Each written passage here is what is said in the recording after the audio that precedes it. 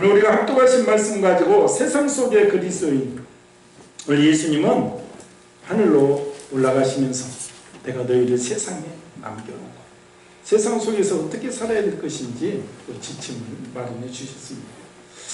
그러니까 예수님은 하늘나라에서 우리 성도들을 위해서 보좌 우편에서 지금도 중보 기도하고 계십니다. 그래서 우리는 든든한 존재예요. 우리가 때로는 나 혼자인 것 같지만 절대 그렇지 않습니다. 하늘에서 내가 믿음이 있으면, 내가 주님을 나의 주님으로 고백하면 주님께서 나를 오늘 보존하신다, 세상에서 지켜주시겠다는 것입니다. 옛말에 불가근 불가원이라는 말이 있습니다. 그러니까 불가근 한문으로 너무 가깝게도 멀고, 불가원 너무 멀게도 멀고, 사람 사이에 적당한 거리가 있어야 된다, 적당한 거리가 중요하다, 이런 말이죠. 이 말의 유래가 어디서 왔냐면 춘추전국 시대 중국에서 왔는데, 월나라, 오나라, 진나라 막 합종 연행하고 서로 진나라가 통일하기 전까지 중국이 여러 나라가 있어서 늘 싸우던 때입니다. 월나라가 있었는데, 월나라 다루월자, 월나라의 왕의 이름이 구천이고, 거기에 충직한 두 신하가 있는데 법례라는 신하가 있었고 문종이라는 신하가 있었습니다. 근데 옆에는, 월나라 옆에는 오나라가 있는데, 오나라가 너무 강성해.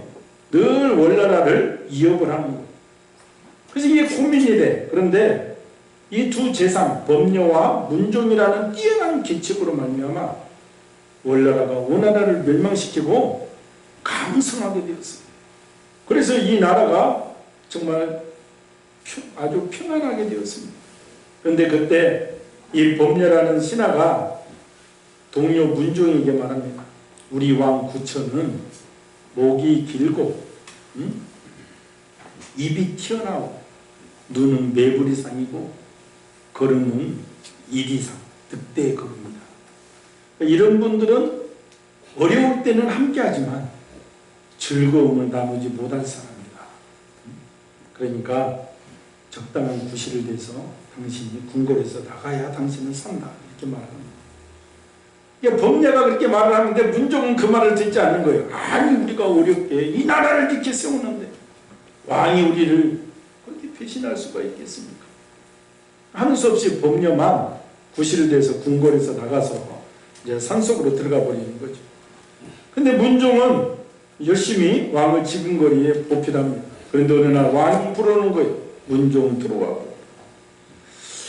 우리가 이렇게 나라가 강성하게 되는, 너의 계책이 10개가 있는데 3개만 쓰고도 오나라를 멸망시켰다. 그런데 내가 생각해 보니까 나머지 네가 쓰지 않는 계책 중에 내 왕의 자리도 빼앗고 네가 왕이 오를 계책도 있을 법하다. 내가 그것 때문에 근심해서 참여합니다. 내 근심을 덜어주거라. 이 말은 스스로 자결하라, 이런 명령이 내려지는 거예요. 결국 문종은 왕에게 토사구팽을 당하는 거죠. 죽임을 당하고 말았습니다. 그러니까 법녀가 살아남은 것은 왕과의 관계에 있어서 불가근 불가원을 잘 적용했기 때문에, 적당한 거리를 유지했기 때문에 살아날 수가 있었습니다. 문종은 그것을 끝까지 신뢰하다가 그 손에 죽임을 당하고 말았죠. 동서양을 막론하고 그런 예는 굉장히 많습니다. 평천화됐을 때 왕이 이제 죽임을 당한 신하들이 굉장히 많죠. 우리 눈으로 봐도 멀리서 보면 아름답지만 가까이서 보면 실망을 주거나 마음을 아프게 하는 것들이 우리 삶에 흔히 있는 일입니다. 풍경도 그렇습니다. 사람의 마음도 그렇습니다. 멋진 사람인 줄 알았는데 가까이 가서 보면 우리에게 실망을 주는 경우도 많이 있다는 것입니다. 감동의 마음을 품었던 일 또한 가까이서 보면 멀리서 볼 때와 다른 경우도 많이 있습니다. 또 우리가 살다 보면 이런저런 일로 마음이 상하고 스트레스 받는 일이 생깁니다. 그렇다고 우리가 사람을 멀리하면 예수님의 말씀을 벗어나는 거예요. 요즘 그런 강아지를 좋아하고 반려묘 좋아하고 이런 현상이 일어나지만, 예수님은 약한 자, 낮은 자를 사랑하고 상처받은 사람을 사랑해주고 사람을 가깝게 우리가 섬기며 살아라. 이것이 주님의 명령입니다. 주님의 마음을 가지고 우리가 사랑해야 된다는 것입니다. 오늘 불가원을 적용할 대상은 세상입니다. 성도들은 세상 속에서 살아가는데 이 세상을 바라볼 때 어떻게 바라봐야 할 것인가? 세상 속에 어떤 거리를, 적당한 거리가 무엇이냐? 우리가 이 세상에 갈 때 반드시 일정한 거리를 잘 두어야 한다는 것입니다. 기독교는 세상 속에서 역할을 하는 종교입니다. 불교처럼 산속에서 마음을 정화하고 해탈의 경지에 이르고 도를 닦는 것이 아니라 이 세상 속에 살면서 치열한 세상 속에서 빛과 소금의 역할을 감당하라는 것이 예수님께서 우리에게 주신 명령인 것입니다. 빛의 특성을 우리가 알다시피 밝히는 것입니다. 어둠을 밝히고 죄악을 밝히는 역할을 합니다. 그러니까 세상에는 선도 있지만 악도 있다는 것입니다. 이런 세상 속의 삶을 우리는 살아가는 존재들입니다. 하나님은 창세기 1장 28절 말씀을 통해서 하나님이 그들에게 복을 주시며 하나님이 그들에게 이르시되 생육하고 번성하여 땅에 충만하라. 땅을 정복하라. 바다의 물고기와 하늘의 새와 땅에 움직이는 모든 생물을 다스리라 하십니다. 하나님께서 우리에게 주신 사명은 세상에 거하면서 모든 것을 다스려라는 것입니다. 바로 하나님의 거룩성을 나타내라. 우리는 이 점을 늘 명심해야 됩니다. 그래서 세상 속에서 우리가 빛이 되는 삶, 우리가 소금이 되는 삶, 이웃에게 희망을 주는 삶, 상처 있고 괴로워하는 자들에게 소망을 주는 삶을 우리가 살아야 된다 이 말이죠. 성도들 가운데는 세상 속에 빠져서 분별을 못하고 사는 사람들도 있습니다. 세상 가치관을 그대로 교회에 적용하는 분들도 있고, 쉽게 말하면 요즘도 다수의 찬성이 마치 하나님의 뜻이냐 생각할 때도 있다 이 말이죠. 이런 것이 세상 문화가 교회에 들어오는 것입니다. 아합 시절에 이스라엘에 많은 수백의 선지자들, 아합 왕이 아람 나라와 전쟁을 하러 내가 싸우러 갈까 말까 할 때 99.99%가 왕이여 올라가소서, 올라가면 이깁니다. 왕을 부추기잖아. 더 기도해봐라. 하나님께서 올라가라고 하십니다. 근데 미가 선지자 한 사람은 올라가면 죽습니다. 올라가면 안 됩니다. 그러니까 나중에 반대편 99.9%의 선지자의 대표 시드기야 선지자가 미가 선지자 기싸대기를 깃방망이를 때리면서 말하자. 하나님이 우리와 함께 하십니다. 언제 너와 함께 있어요? 왜 이런 소리를 하느냐? 그러니까 왕이 이게 목사님들 1000명 중에 999명이 올라가라고 하니까 미가 선지자를 감옥에 가두고 올라갔다가 미가 선지자 말대로 죽어버리잖아요. 그러니까 교회는 민주주의가 아니고 신본주의, 하나님의 뜻을 살피는 것이고, 그것도 올바로 분별하기 위해서 끼어 있어야 되고, 우리가 세상을 바라볼 때도 이런 하나님께서 어떻게 우리가 살라고 하는가, 이 정의를 반드시 바로 내려야 된다 이 말이죠. 그러니까 또 우리가 이 세상 살아갈 때는 반드시 세상 가치관을 다 받아들이는 것이 아니라 성경적인 가르침이 무엇인지를 분별하며 살아가야 됩니다. 또 한 무리의 성도들은 세상을 온통 사단의 세력으로 보는 시야가 있습니다. 이분들은 에베소서 2장 2절 그때 너희는 그 가운데 행하여 이 세상 풍조를 따르고 공중의 권세 잡은 자를 따랐으니 곧 지금 불순종 아들들 가운데 역사하는 영이라. 이 말씀처럼 세상은 마귀가 지배하고 있으니까 대적해야 된다는 것입니다. 철저히 세상 문화를 배격하면서 적대시해야 된다는 거예요. 이렇게 살다 보면 세상에서 해야 할 일도 하지 못하게 되는 것입니다. 너희는 세상의 빛이라 소금이라 말씀을 실천하지를 못하는 주님께서 주신 사명을 잃어버린 성도가 되고 맙니다. 세상을 대적하고 산다는 것입니다. 그러니까 우리 성도들은 하나님과의 관계 못지않게 세상과의 관계도 대단히 중요하다는 것을 알아야 되는 것입니다. 세상과의 관계를 잘 감당해야 하나님의 영광에 이르게 됩니다. 성도의 사명을 감당하려는 사람들은 세상 속으로 들어갑니다. 그러나 세상과 동화되지는 않아요.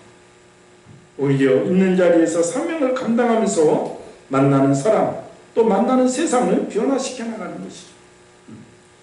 그 사람이 만나는 사람들이 변화가 되고 그 사람이 발길이 닿는 곳에 변화가 일어나는 역사. 뭔가 틀리구나. 예수 믿는 사람은 뭔가 생각 자체가 틀리구나. 이런 것을 남겨놓는 것이죠. 이런 사람들이 사명 감당하는 성도들이 되는 것입니다. 오늘 사명을 감당하기 위해서 우리 성도들은 현실을 직시해야 된다. 우리는 세상 속에 살아가는 존재들이다, 이 말입니다. 그러니까 우리 성도들이 늘 명심해야 할 것은 현재 내가 어디에 있는가 하는 일입니다. 우리는 궁중에 있는 것이 아니고 우리끼리 따로 별천지에 거주하는 것도 아니고 우리는 바로 이 세상 속에서 거주하고 있다, 이 말입니다. 본문 11절에 주님께서 이렇게 말씀하셨습니다. 나는 세상에 더 있지 아니하오나 저희는 세상에 있사오고. 주님께서 앞으로 나는 하늘나라로 가지만 사랑하는 너희들은 내가 세상에 남겨두겠다는 것입니다. 그러니까 제자들을 품에 안고 같이 하늘로 가면 좋은데 주님 혼자만 가시고 제자들은 여전히 세상 속에 거한다, 이 말이죠. 이것을 분명하게 알아야 되는 것입니다. 우리 성도들의 현실은 세상에 있는 것입니다. 우리가 주님이 우리 살아생전에 재림하시지 않으면 우리가 생물학적인 이 죽음이 다 할 때 그때 우리가 천국에 가는 것이죠. 그때까지 성도들은 늘 세상에 거주하며 산다는 사실을 알아야 되는 것입니다. 그래야만 우리가 현실을 직시하고 올바른 세상을 살 수가 있는, 마태복음 17장에 변화산 사건이 나옵니다. 예수님께서 세 제자를 데리시고 변화산에 오셨습니다. 그때 예수님께서 저들 앞에서 그 얼굴이 해같이 빛나며 옷이 빛과 같이 휘어졌습니다. 그리고 모세와 엘리야가 나타나 주님과 말씀을 나누고 있었습니다. 이때 베드로가 너무나도 황홀해서 이렇게 주님께 말씀드립니다.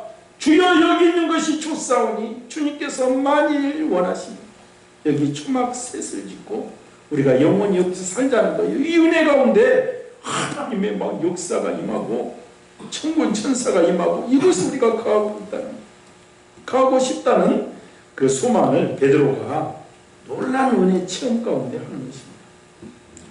세상에 이런 일이 있을까 하는 상황이 마태복음 17장에 나와 있죠. 그러면서 현실 감각이 없어져 버립니다. 그 은혜의 현장에 계속 머무르고 싶었습니다. 그것을 떠나고 싶지 않았습니다. 그래서 이곳이 좋사오니 주님께 말씀드립니다. 이 은혜 가운데 늘 찬양하면서 기도하면서 주님과 교통하면서 살겠다는 이 소리를 듣고 주님은 아무 대답도 하지 않으십니다. 그래, 그러자 하지 않으셨습니다. 그저 말없이 제자들을 데리고 그들이 살고 있는 세상으로 데리고 내려오셨습니다. 놀라운 은혜의 시간은 바로 세상과 연결이 되어야 한다는 그런 메시지가 있는 것입니다. 바로 그들이 살아야 할 땅 갈릴리로 데리고 내려오셨습니다. 그곳에는 아들이 간질병에 걸린 아버지가 아들을 데리고 와서 제자들이 남은 12명의 제자 중에 3명 데리고 올라갔으니까 9명이 그 아들 병 고침을 해서 기도하는데 못 고칩니다. 그래서 예수님이 오셔서 그 병을 고쳐주십니다. 제자들이 왜 우리는 고치지 못합니까? 너희 믿음이 적은 영혼. 이 말이 무슨 말입니까? 이 세상에는 지금도 치열하다. 병과 삶과 모든 이 속에서 뭐예요? 믿음이, 주님을 믿는 믿음으로 우리가 살아남아야 된다, 이 말입니다. 믿음이 적은 영혼은 돌파를 못한다는 그 메시지가 있는 것입니다. 이것을 우리는 확실하게 알아야 됩니다. 우리가 살아야 할 삶의 현장은 이 세상입니다. 하나님께서 기도 중에, 예배 중에, 찬양 중에 저 변화산의 은혜를 베풀어 주시지만 그래도 우리가 머무르고 살아야 할 것은 바로 이 세상이다. 우리가 이 점을 잊지 말아야 되는 겁니다. 저희 성도들은 얼마 없어서 늘 세상 속에 충실하게 살지만 큰 교회면, 제가 여기도 있을 때도 정말 한 집사님이 결혼을 하시고 또 이제 이혼하시고 아들하고 사는데 그러다 보니까 우울증도 오고 정신과 약도 먹고 그러다 보니까 찬양하면서 막 기도를 하는 거예요. 기도를 하면 입신의 경지에 들어가는 하나님의 음성을 들어. 그래서 뭐 저한테 와서 얘기하는데 제가 들으면 전혀 현실 감각이 없어서 아니다고. 어느 날부터는 막 인삼을 갈아서 2병을 가지고 와서 저를 주면 감사합니다. 제가 인삼을 먹죠. 한 병은 누구 주려고? 당회장님 드리려고. 아니, 당회장님은 거기에 첩대하는 권사님들이 계시고 여성교회가 있고 이거 검증되지 않아서 나눠 먹지 안 먹는다고. 그래도 그분이 요즘 기도만 하면 하나님께서 당회장님하고 결혼하라고 메시지를 자꾸 주시고 오늘 가서 뵈야 된다고. 아니 당회장님 사모님도 계시고 아들도 계시고 하나님께서 충만임에서 결혼하라고 계속 밤마다 얘기해 주신다는 거예요. 그냥 나만 먹고 하나 더 놓고 가라고 그래도 꼭 하나 들고 비서실에 갖다 쫓겨나고 그러면서도 말을 안 듣고 그러지 마시고 빌딩 청소라도 좀 하시고 열심히 사시라고. 근데 이 감각이 안 돌아와요. 감각. 또 그런 분이 한 분 계셨고 또 한 성도님은 늘 찬양하고 기도하고 막 정말 집이 가난하죠. 애들이 있고 그냥 그 상황이 좀 안 되어서 많은 옆에서 장로님 권사님들이 도와주잖아요. 그러면 만나로 공급받았다고 하나님께서 그때 채워주신다고.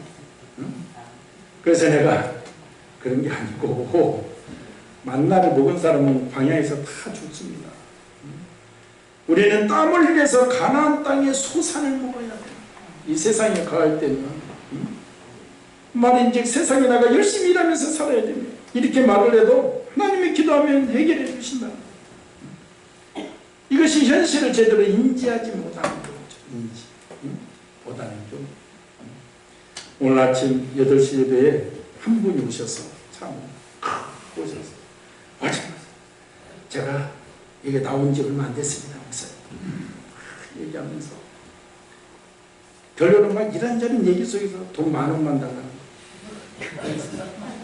그래서 내가 지금 교회에 온 지가 한 20년 넘고 지금 개척한 지가 한 3년 정도 됐으면 지금 돈을 꿔서라도 당신을 줄 텐데 그런 경우가 너무 많아서 내가 초반기에는 돈도 다 빌려서 주고 다 했다. 교회에 늘 당신 같은 사람이 와서 골치 아프다. 그러니까 뭐 교조부를 쓰겠다는 것도 우리는 4번 나와야 교조부 쓴다.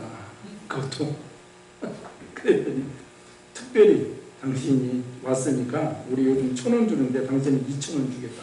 계속 이 목사들이 처음에 개척을 하면 특히 1, 3년 안에는 그런 막 유혹이 엄청 와요. 막 성도들을 막 한 성도도 붙잡아야 되니까 막 통행에서 올라왔다고 그러고 막 그 얘기하고 오늘 잠잘 호텔비만 좀 달라고 그러고 막 그러면 그때는 전부 빌려서 다 주고 막 있는 거 다 털어주고 또 이용 오는 사람들은 교회 와서 막 기도를 하고 있다. 그러면 목사 마음이 또 다 기도를 하고 그러면 그분들은 더 액수를 크게 부르는 그런데 나도 목회 현실 감각이 이제 돌아와서 내가 오늘 말이 당신 같은 사람이 워낙 많이 오기 때문에 내가 이렇게 왔다 갔다 하지 않는다고. 그래도 1,000원 더 플러스 해줄 테니까 다음 주에 오시라고. 이게 그 착각에서 벗어나야 돼요. 목사가 개척하면 성도 한 명이 얼마나 키. 그러니까 그것을 사단이 이용하고 사람이 이용하고 그 지금 그 예를 쭉 얘기하자면 얼마나 많은 예가 있겠어. 그러니까 내 탓이요 내 탓이요 그분이 그러면서 자기 탓이 자기들이 늘 그러고 돌아다니니까 그래서 다음 주에도 온다고는 했는데 봐야 돼. 아무튼 우리가 현실 속에 간다. 목회자도 현실을 직시하고 성도들도 현실을 직시하고 현실에 맞춰서 살면서 믿음으로 예수님을 믿는 믿음으로 돌파해야 됩니다. 그것이 메시지입니다. 오늘 18절을 보면 주님께서 이렇게 말씀하셨습니다. 아버지께서 나를 세상에 보내신 것 같이 나도 저희를 세상에 보내었고 말씀했습니다. 그러니까 예수님께서 제자들을 단순히 세상에 살라고 하신 것이 아니라 전국적으로 세상으로 파송했다는 우리를 파송했다는 것입니다. 세상에 나가 빛과 소금의 역할을 감당하라고 파송한 것입니다. 주님께서 우리를 세상에 파송한 것은 죄 많은 세상 사람들, 양심이 무뎌진 사람들, 하나님을 알지 못하는 자들에게 우리의 삶을 통해서 그들을 변화시키기 위해서 우리를 파송한 것입니다. 이 사실을 우리가 잊어서는 안 되는 것입니다. 우리에게 때로는 예배와 찬송과 기도를 통해서 변화산의 은혜를 체험하는 일도 굉장히 중요합니다. 그러나 우리가 거하는 갈릴리, 지금 사는 이 세상에서 우리의 할 일을 찾는 것이 중요하고 그 일을 통해서 만나는 사람들을 변화시키는 것이 무엇보다 중요한 사명임을 우리가 알아야 됩니다. 그것을 감당하도록 주님께서 우리를 이 세상에서 지켜주시겠다는 것, 보존하여 주시겠다는 것입니다. 그래서 보존해 주십니다. 17장 12절에 보면 내가 저희와 함께 있을 때 내게 주신 아버지의 이름으로 저희를 보존하고 지켰나이다. 그 중에 하나도 멸망치 않고 오직 멸망의 자식뿐이오니 이는 성경을 응하게 함이니이다. 우리가 예수님을 주님으로 고백하면 주님께서 이 세상에 지켜주신다는 것, 이 믿음이 확실히 있어야 됩니다. 멸망의 자식은 하나, 가론 유다만 멸망했다는 것. 예수님을 주님으로 고백하고 오늘도 그분의 인도함을 받는 자들은 반드시 하나님께서 지켜주신다는 것. 이러니 이런 백이 이 세상에 어디 있냐고. 정말 엄청난 든든한 백이잖아요. 우리 인간 엄마 아빠가 다 해줄 것 같아도 그렇지 않아요. 엊그저께도 인천에서 가슴 아픈 것은 4살짜리 아이 손잡고 횡단보도 건너다가 눈 수술해가지고 눈도 흐리던 사람이 쳐가지고 엄마가 죽었잖아요. 애도 셋이나 있네. 그 아이에게는 청천벽력이요. 그 엄마 자기 옆에서 엄마가 죽어버렸잖아요. 엊그저께 사고야. 그런 사고를 접할 때마다 가슴이 아파. 그러니까 이 세상의 부모는 내가 책임지고 해주겠다 해도 언제, 우리가 죽음에서 언제 죽을지 몰라고 어디서 죽을지 모른다고 그랬잖아요. 그런데 우리 아버지께서 우리를 지켜주시겠다. 그러니까 믿음이 중요합니다. 우리 자녀들에게 최고의 선물은 예수님을 믿는 믿음 넣어주는 것이죠. 부모의 한계는 연약해. 지식도 연약해. 부여하신 아버지의 하나님 예수님의 든든한 백이 중요한 것이죠. 우리가 보존되는 것은 줄기가 뿌리를 보존하는 것이 아니라 뿌리가 줄기를 보존하듯이 나의 그 어떤 노력과 애씀이 나를 주님께 붙들어 매는 것이 아님을 아는 것입니다. 오직 주님의 은혜로 나를 붙들어 주심으로 내가 멸망의 자리에 이르지 아니한 것이다 하는 자세가 믿음의 자세입니다. 그러니 지금 성령으로 인하여 자신이 죄인임을 알고 정말 자기에는 어떠한 의도 없음을 알아 오직 주님의 긍휼 외에는 소망을 두지 않는 자라면 이것이 바로 아버지께서 택하신 자의 모습인 것입니다. 오늘도 내가 나를 불쌍히 여겨주시고 나는 정말 생각이 내 마음이 연약하오나 오직 주님만 의지합니다. 주님 보혈을 의지합니다. 이런 자들을 주님께서 지켜주시겠다는 것. 이러한 하나님의 자녀를 단 하나라도 잃어버리지 아니하시고 다 살려내신다는 것입니다. 그러므로 내가 주님께로 살리심을 받은 자라면 오직 주님만 바라보게 되어 있고 그러한 자는 주님께서 결코 잃어버리지 않으시고 다 찾으신다. 이 일을 위하여 주님께서는 지금도 일하고 계시고 성령을 보내주시고 보좌 우편에서 우리를 위해서 기도하고 계십니다. 자기의 백성들이 보존되어 자기를 강구하고 계시는 것입니다. 그러므로 성도란 세상에서 어떠한 환난과 핍박이 온다고 할지라도 그리스도의 사랑에서 끊어지지 아니하는 것입니다. 이것이 예수님께서 자기 백성들을 보존하시는 내용입니다. 그런데 우리가 아직도 자기 재산이나 보존하여 주는 그런 예수님인 줄 알고 계신다면 큰 오해가 있는 거예요. 이런 것들은 주님의 일을 하다 보면 하나님께서 보너스로 주십니다. 보너스. 그러므로 예수님이 보존하여 주시는 것은 재산을 보존하여 주시는 것이 아닙니다. 그러니 우리가 세상에서 실직을 당하고 건강을 잃고 사고를 당하여도 이것이 그리스도에게서 끊어지는 것이 아닙니다. 이것은 실패가 아닌 것입니다. 사람들은 이것이 실패인지 알고 교회 나오는 것도 막 끊어버리고 막 이런다. 이것은 실패가 아닙니다. 망한 것이 아닙니다. 무엇이 실패입니까? 그리스도에게서 끊어지는 것이 실패인 거예요. 이거는 영원한 저주가 됩니다. 그러므로 우리가 세상에서 어떤 환난과 시험과 어려움이 있을지라도 우리가 예수 그리스도의 십자가의 공로를 잊지 않고 그 은혜를 감사하고 산다면 이 사람은 가장 성공한 인생이 된 것이고 비록 가난해서 머리 둘 곳조차 없더라도 예수님은 가장 부유하신 분이심을 우리가 믿어야 될 줄 믿습니다. 얼마나 많은 사람을 부유케 하셨고 얼마나 많은 국가를 부유케 하셨고 바울 사도는 육체의 가시를 가지고 죽도록 고생하면서도 내 은혜가 내게 족하다 이렇게 고백을 했습니다. 이것이 바울의 이야기가 아니라 동일하게 성도로 부름받은 우리에게도 당연히 나와야 되는 고백이 되어야 될 줄 믿습니다. 바울처럼 우리도 이러한 고백이 나와야 하는 것입니다. 아직도 우리가 자기의 작은 소유에 집착하고 벌벌 떨면서 내 재산, 내 가정, 내 직장, 내 자녀, 내 교회 하면서 마음이 열려지지 않고 있다면 그것은 바른 신앙의 모습은 아닌 것입니다. 주님께로 접붙임을 주입니다. 예수님을 후원자로 세워줍니다. 우리는 연약하고 이 세상에 영원히 거할 것도 아닙니다. 우리 후손들을 누가? 하나님께서, 예수님께서 지켜주시는 것이. 그분께서 형통한 길을 열어주셔야 우리 가정도 살아나는 것입니다. 정말 예수 그리스도만으로 감사하고 자랑하고 기뻐할 수 있는 그러한 우리가 되도록 늘 기도해야 될 줄 믿습니다. 이러한 기쁨과 감사와 자랑을 놓치고 산다면 한평생 피곤하게 우리가 종교생활을 합니다. 그러나 우리가 그래도 현재 우리 모습이 이렇다고 할지라도 예수 그리스도께서 자기 백성을 확실하게 지키면서 보존하여 주는 줄 아는 존재, 내 뒤에서 나를 지키시는 주, 우리가 믿음으로 고백한다면 정말 얼마나 우리가 이 세상에서 담대하게 살아갈 수가 있는 것입니다. 로마서 8장에서 그래서 주님은 이렇게 말합니다. 그런즉 이 일에 대하여 우리가 무슨 말하리? 만약 하나님이 우리를 위하시면 누가 우리를 대적하리요? 자기 아들까지 아끼지 않으시고 우리 모든 사람을 위하여 내어주신 이가 어찌 그 아들과 함께 모든 것을 우리에게 은사로 주지 아니하시겠느냐? 누가 등이 하나님의 택하신 자들을 순사하냐? 다른 아무 피조물이라도 우리를 우리 주 그리스도 예수 안에 있는 하나님의 사랑에서 끊을 수가 없다. 이 놀라운 것이죠.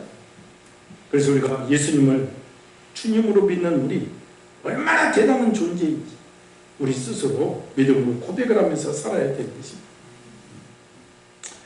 이렇게 우리를 사랑하시고 보존해 주시는 예수님을 위해서 우리는 충성해야 되고 특별히 하나 되어 하나님 나라 확장에 쓰임받아야 되는 것입니다.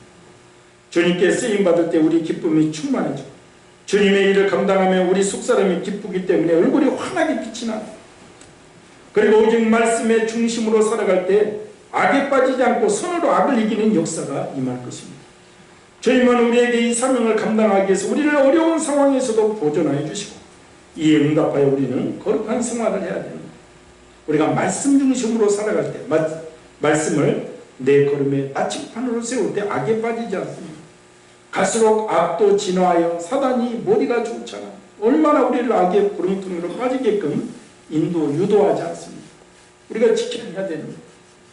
그래서 오늘 17절을 보면 주님께서 제자들을 위해 두 번째 간구를 드리시는데 저희를 진리로 거룩하게 하옵소서. 우리가 거룩한 생활을 해야 됩니다. 제자들이 이 세상에 남겨진 채로 살아가는 동안 거룩해 해달라고 기도를 드리는 것입니다. 여기서 거룩하다는 이 말은 구별된다. 구별된다는 말은 세상에 거하지만 세상에 속하지 않는다 이 말입니다. 분리되지는 않지만 구별은 된다는 것입니다. 무엇으로 구별이 됩니까? 바로 말씀을 실천하면서 구별이 되는 것입니다. 우리가 세상에서 옷으로 구별이 됩니까? 머리 모양으로 구별이 됩니까? 그러면 가짜 성도들이 얼마나 많겠어요. 그런데 우리가 외모로 구별되는 것이 아니라 주님께서는 우리에게 강력한 무기를 주셨습니다. 그 무기는 바로 말씀입니다. 앞주에도 설교했듯이 말씀을 실천하는 성도들에게 주님은 자기를 나타내 주시겠다. 이 귀한 말씀의 무기를 우리에게 주신 것이고 이 말씀대로 살 때 우리는 거룩하게 구별이 되는 것임을 우리가 알아야 될 줄 믿습니다. 14절 보면 내가 아버지의 말씀을 저희에게 주었사오매 라고 말씀했습니다. 주님께서 우리 심령 속에 하나님의 말씀을 주셨기 때문에 우리가 거룩하다는 말씀입니다. 19절에 보면 진리로 거룩함을 얻게 하려 함이니라 말씀했습니다. 한마디로 진리입니다. 즉 하나님의 말씀입니다. 세상 속에 사는 우리들에게 예수님은 말씀을 주신 것입니다. 그래서 시편 1편에 보면 오직 여호와의 율법을 즐거워하여 그 율법을 주야로 묵상하는 자로 저는 시냇가에 심은 나무가 시절을 쫓아 과실을 맺습니다. 복 있는 사람 하나님의 말씀을 묵상하고 말씀대로 살 때 시냇가에 심은 나무가 열매를 맺듯이 인생에도 열매를 주시겠다는 건강부터 자녀까지 이 진리, 이 말씀 우리 안에 거해서 많은 열매가 맺어지는 인생이 되어야 될 줄 믿습니다. 우리는 세상 속에서 살아갑니다. 주님께서 우리를 세상에 남겨두신 이유는 세상을 변화시키라는 것입니다. 무엇으로 우리가 세상을 변화시킬 수 있습니까? 가진 재산 전부 나누어준다고 변화가 됩니까? 택도 없습니다. 오직 하나님의 말씀으로 무장할 때 말씀이 능력이 되어 세상을 변화시키는 것임을 우리가 알아야 됩니다. 우리는 세상에 거하는 현실을 직시해야 됩니다. 이 험한 세상에서 우리가 때로는 낙심하고 주저할 때가 있지만 반드시 우리 주님께서 나를 지켜주신다. 보전하여 주신다는 믿음을 가지시기 바랍니다. 그리고 말씀을 실천할 때 거룩하게 구별되어 내가 큰 그릇으로, 귀한 그릇으로 주님께 쓰임받는 복된 인생이 될 줄 믿습니다. 거룩하게 구별되어 세상에 빛과 소금의 역할을 다하는 복된 성도 되시기를 예수님의 이름으로 축원을 드립니다. 오늘 말씀을 생각하면서 우리가 현실을 직시하고 세상에 거할 때 현실을 똑바로 분별하며 살게 하여 주시옵소서. 내가 험하고 낭망하고 지칠 때 주님, 내가 혼자가 아니라 주님께서 나를 끝까지 보존하시고 지키신다는 믿음을 갖게 하시고 말씀을 실천할 때 거룩하게 구별되어 주님의 용사로 내가 쓰임받을 줄 믿습니다. 내가 용사가 되길 원하오니 주여 나를 써 주시옵소서. 주의 성창을 기도합니다. 주여 주여 주여 할렐루야. 하나님 아버지